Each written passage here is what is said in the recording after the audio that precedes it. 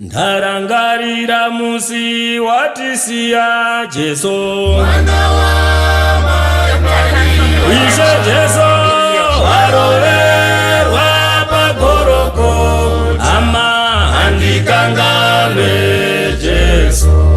Ini ndarangarira musi watisiya Jesu mwana wa Maria. Ishe Jesu waroverwa pagoroko ama handikangame Jesu.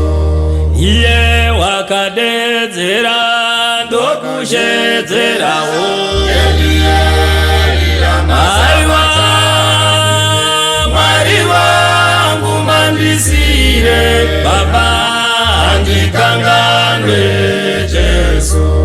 Ishe vakashedzera ndokushedzerawo aiwa Mwari wangu mandisire Baba handikangane Jesu.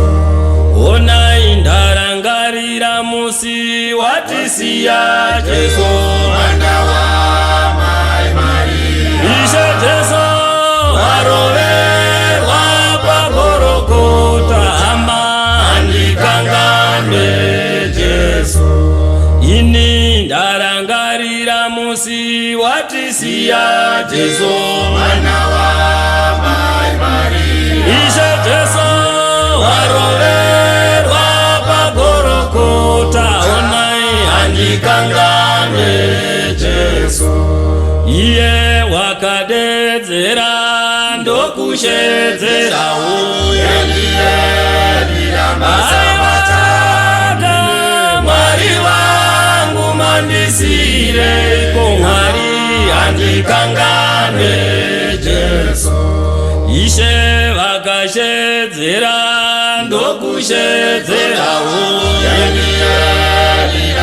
aiwa Mwari wangu mandisire Baba handikangane Jesu. Ishe vakashedzera ndokushedzerawo Darira Mwari wangu mandisire Baba handikangane Jesu.